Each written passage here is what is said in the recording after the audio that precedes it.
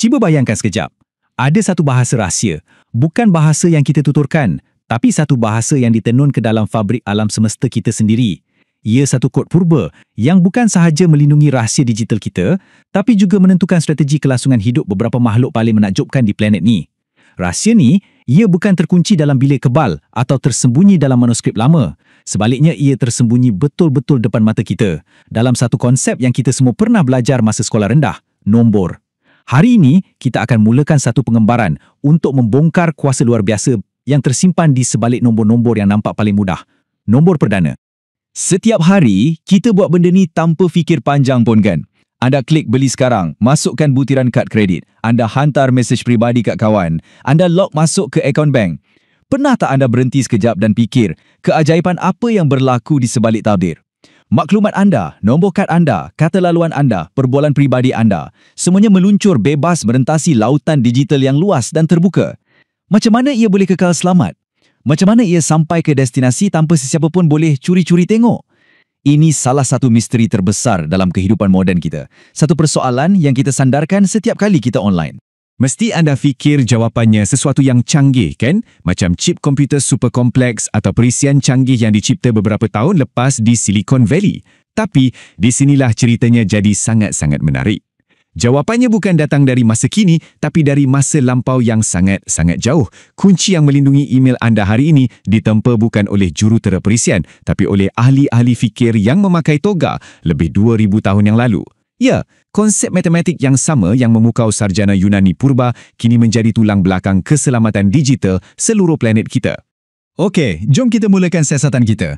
Untuk faham macam mana orang Yunani purba secara tak sengaja boleh cipta kunci untuk internet kita, kita kena mula dari awal. Mari kita selami dunia nombor perdana dan faham kenapa ia menjadi asas kepada kod rahsia yang paling penting di dunia. Jadi, apa yang special sangat pasal nombor perdana ni? Cara paling senang nak faham, anggap je mereka ni VIP dalam dunia nombor.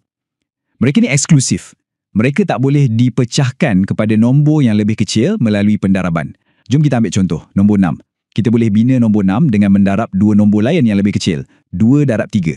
Dalam matematik, kita panggil 2 dan 3 ni sebagai faktor bagi 6. Sekarang, cuba buat benda yang sama untuk nombor 5. Fikirkan sekejap. Ada tak dua nombor bulat yang lebih kecil daripada 5 yang bila didarabkan dapat 5? Tak ada kan? Satu-satunya cara nak dapat 5 melalui pendaraban ialah 1 darab 5. Sifat tak boleh dipecahkan ini, sifat tak ada faktor lain selain 1 dan diri dia sendiri yang bagi mereka kuasa unik mereka.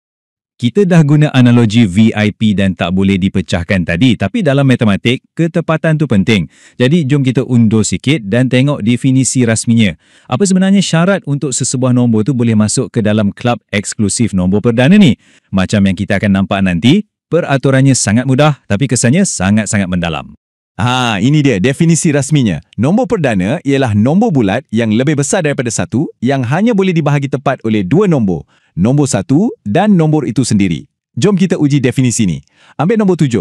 Boleh tak 7 dibahagi dengan 2? Tak boleh, ada baki. Dengan 3? Tak boleh.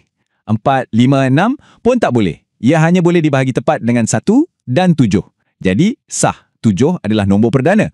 Nombor lain macam 2, 3, 5, 11, 13 semuanya memenuhi syarat ni. Sebaliknya, nombor yang bukan perdana dipanggil nombor gubahan. Gubahan tu maksudnya ia digubah atau dibina daripada nombor yang lebih kecil. Nombor 9 contohnya boleh dibahagi dengan 3. Jadi, ia nombor gubahan sebab ia digubah daripada 3 darab 3. Dan ada satu fakta menarik yang patut diingat. Cuba tengok nombor 2. Ia boleh dibahagi dengan 1 dan 2. Ia memenuhi syarat. Tapi macam mana dengan nombor genap yang lain? 4, 6, 8, 10, semua boleh dibahagi dengan 2. Jadi, mustahil untuk nombor-nombor ni jadi perdana. Ini menjadikan dua ahli yang sangat istimewa. Ia adalah satu-satunya nombor genap yang merupakan nombor perdana. Kadang-kadang, cara terbaik nak faham konsep matematik ni adalah dengan melihatnya. Slide ni bagi kita analogi yang sempurna. Bayangkan setiap shilling ni adalah satu unit. Di sebelah kanan kita ada 6 keping shilling. Nampak tak macam mana kita boleh susun elok-elok jadi segi 4 tepat? 2 baris masing-masing dengan 3 shilling. Ini secara visual menunjukkan yang 6 boleh dipecahkan kepada 2 darab 3. Ia nombor gubahan. Sekarang tengok belah kiri pula. kita ada 5 keping shilling. Cuba susun 5 shilling ni jadi segi 4 tepat yang sempurna. Anda takkan berjaya. Satu-satunya cara untuk susun dia ialah dalam satu barisan lurus yang panjang. Inilah gambaran visual tentang apa maksudnya menjadi perdana. Ia tak boleh dipecahkan kepada baris dan lajur yang sama rata. Ia satu blok binaan yang tunggal dan tak boleh dibahagi. Kefahaman ni bukanlah sesuatu yang baru. Kita kena travel balik ke masa lampau, kira-kira 2,300 tahun lepas, ke bandar Alexandria yang hebat. Kat sana, ada seorang ahli matematik bernama Euclid yang terfikir soalan ni. Adakah nombor perdana ni ada penghujungnya? Ada tak satu nombor perdana yang paling besar? Beliau membuktikan sesuatu yang menakjubkan. Tidak, senarai nombor perdana ni tak terhingga.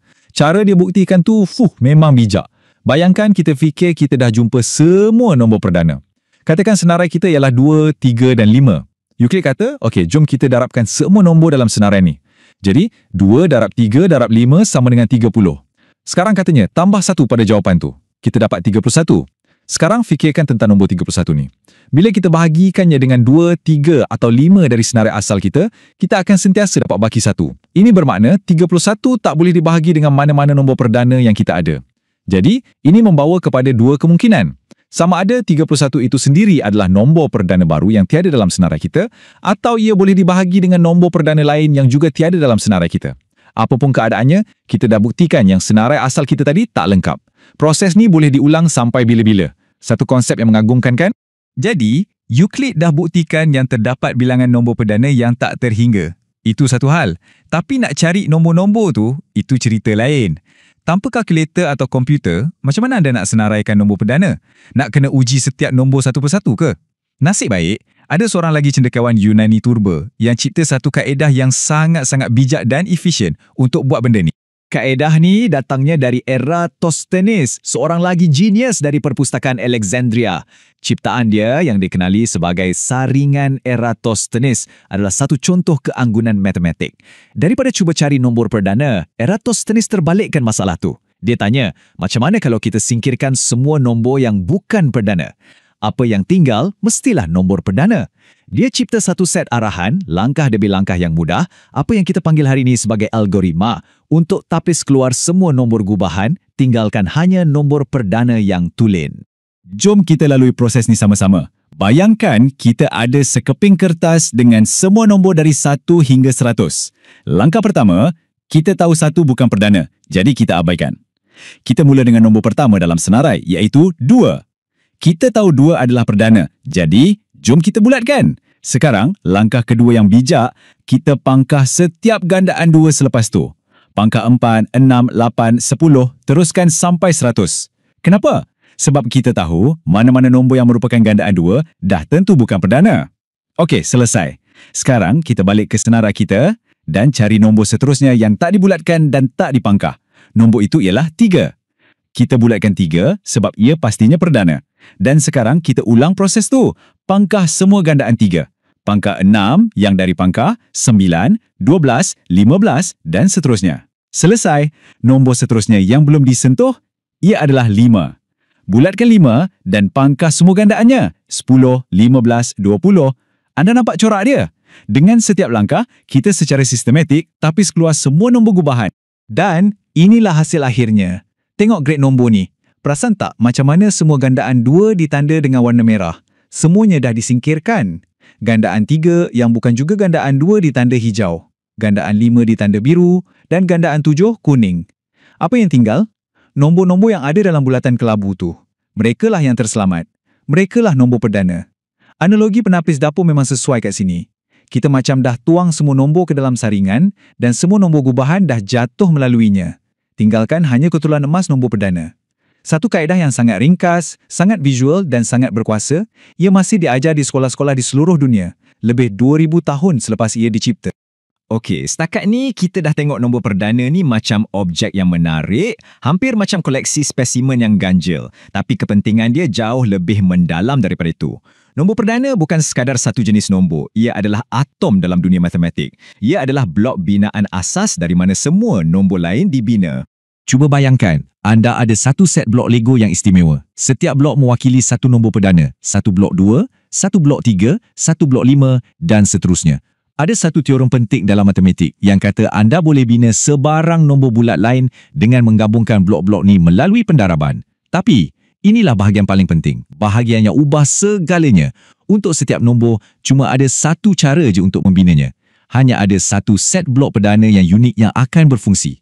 Ambil nombor 12. Resipinya ialah 2 blok 2 dan 1 blok 3 didarab bersama. 2 darab 2 darab 3. Cuba cari gabungan nombor perdana yang lain. Anda tak akan jumpa. Resipi ini adalah unik untuk nombor 12, macam cap jari. Jom kita tengok macam mana proses mencari resipi ni berfungsi dalam amalan guna pokok faktor. Kita mula dengan nombor kita ke atas, 42. Kita fikirkan dua nombor yang bila didarabkan dapat 42. Mungkin 6 darab 7. Jadi kita lukis dua dahan ke bawah, satu ke 6 dan satu ke 7. Sekarang kita periksa setiap dahan. Adakah 7 perdana? Ya. Jadi kita bulatkan. Dahan tu berhenti kat situ. Adakah 6 perdana? Tidak. Ia boleh dipecahkan lagi. 6 ialah 2 darab 3. Jadi kita lukis dua lagi dahan dari 6, satu ke 2 dan satu ke 3. Sekarang kita periksa dahan-dahan baru ni. Adakah 2 perdana? Ya. Adakah 3 perdana? Ya. Sekarang semua dahan kita berakhir dengan nombor perdana. Daun-daun di hujung pokok kita, 2, 3 dan 7 adalah resipi perdana unik untuk 42. Dan yang menariknya, walaupun anda mula dengan cara yang berbeza, katakan 2 darab 21, anda tetap akan berakhir dengan daun yang sama, 2, 3 dan 7. Keunikan inilah, seperti yang kita akan nampak nanti, adalah kunci kepada segala-galanya. Okey, kita dah letak semua kepingan teka-teki, kita dah travel ke zaman Yunani Purba, kita faham apa itu nombor perdana dan kita tahu setiap nombor ada cap jari perdana yang unik. Sekarang, jom kita lompat 2000 tahun ke depan, balik ke zaman moden dan akhirnya kita selesaikan misteri yang kita mulakan tadi. Macam mana nombor-nombor purba ni melindungi rahsia dalam talian anda. Dan lepas tu, bersedialah untuk satu lagi kejutan yang tak dijangka. Inilah kepingan teka-teki yang terakhir dan paling penting. Bayangkan, saya ada 2 tin cat, satu biru dan satu kuning. Senang je nak campurkan dua-dua jadi cat hijau kan? Itu macam mendarabkan 2 nombor perdana yang besar. Komputer boleh buat sekelip mata. Tapi sekarang, bayangkan saya bagi anda tin cat hijau tu dan saya minta anda untuk asingkan balik cat tu untuk dapatkan semula cat biru dan kuning yang asal dengan sempurna. Tugasan tu hampir mustahil. Ini adalah apa yang kita panggil fungsi sehala. Mudah dibuat dalam satu arah tapi sangat-sangat susah untuk diterbalikkan. Dalam matematik, pendaraban perdana pun macam tu. Senang je nak darab 17 dengan 23 untuk dapat 391. Tapi kalau saya cuma bagi anda nombor 391 dan minta anda cari 2 nombor perdana yang menghasilkannya, ia ambil masa yang lebih lama. Sekarang, bayangkan nombor perdana kita bukan 17 dan 23, tapi 2 nombor yang masing-masing ada 600 digit. Mendarabkannya mudah, tapi nak cari semula 2 nombor asal daripada hasil darabnya, itu satu tugasan yang mustahil, walaupun untuk superkomputer terpantas di dunia. Prinsip fungsi sehala inilah yang jadi asas kepada sistem penyulitan yang paling biasa digunakan di internet, yang dikenali sebagai penyulitan RSA. Cara ia berfungsi secara ringkas macam ni. Bila komputer anda nak buat sambungan selamat, ia akan jana 2 nombor perdana yang sangat besar secara rahsia. Ini adalah kunci peribadi anda. Ia kemudian darabkan dua-dua nombor tu untuk dapatkan satu nombor yang sangat besar. Nombor besar ni adalah kunci awam anda. Yang ni boleh dikongsi dengan sesiapa sahaja. Sesiapa je boleh guna kunci awam untuk kunci atau sulitkan mesej kepada anda. Tapi, satu-satunya cara untuk buka kunci mesej tu adalah dengan tahu 2 nombor perdana asal. Kunci peribadi tu. Jadi walaupun seorang penggodam dapat pintas mesej yang dah dikunci dan kunci awam tu, mereka masih terperangkap. Mereka perlu cari faktor perdana bagi nombor 600 digit tu. Masalah yang kita tahu hampir mustahil. Dianggarkan, untuk pecahkan satu kunci RSA moden, sebuah komputer biasa akan ambil masa bertrilion-trilion tahun. Jadi setiap kali anda nampak ikon mangga kunci tu, ingatlah, anda dilindungi oleh kesukaran memfaktorkan nombor perdana. Jadi, kita dah selesaikan misteri kita. Nombor perdana melindungi internet. Tapi kalau anda fikir cerita ni habis kat situ, anda silap. Kisah nombor perdana ni jadi lagi pelik dan membawa kita keluar dari dunia komputer dan masuk ke dalam hutan. Rupa-rupanya, kuasa nombor-nombor ni telah ditemui bukan sahaja oleh ahli matematik tetapi juga oleh evolusi itu sendiri. Perhatikan nombor ini. 13. Ya, nombor perdana. Ingat nombor ni ya? Dan nombor ini, 17. Satu lagi nombor perdana. Apa kaitan antara 13 dan 17? Jawapannya terdapat pada salah satu serangga yang paling luar biasa di Amerika Utara. Riang-riang berkala. Serangga ni menjalani kehidupan yang sangat pelik. Mereka habiskan hampir seluruh hidup mereka di bawah tanah sebagai nimfa, senyap dan tak kelihatan. Kemudian, selepas tepat 13 tahun, atau untuk sesetengah spesies lain, tepat 17 tahun, Mereka akan muncul serentak dalam bilangan berbilion-bilion untuk beberapa minggu yang singkat. Perkara ni dah lama buat ahli biologi pening. Kenapa nombor-nombor ganjil dan perdana ni? Jawapannya dipercayai adalah satu strategi kelangsungan hidup yang sangat bijak untuk elak pemangsa. Jom kita fikirkan. Bayangkan ada pemangsa yang puncak populasinya berlaku setiap 4 tahun. Kalau kitaran hidup riang-riang adalah 12 tahun, satu nombor gubahan, maka setiap kali mereka muncul, pemangsa akan berada di puncak populasi mereka sebab 12 boleh dibahagi dengan 4. Memang jadi kendurilah untuk pemangsa. Sekarang, bayangkan kitaran hidup riang-riang adalah 17 tahun, satu nombor perdana. Pemangsa yang berada di puncak setiap 4 tahun akan bertemu dengan riang-riang hanya setiap 4/17, iaitu 68 tahun sekali. Dengan memilih kitaran hidup nombor perdana yang panjang, riang-riang ni meminimumkan peluang pertemuan mereka dengan mana-mana kitaran populasi pemangsa yang lebih pendek. Secara evolusi, alam semula jadi telah mempelajari matematik dan menemui kuasa nombor perdana. Jadi, jom kita undur selangkah dan tengok perjalanan yang telah kita lalui.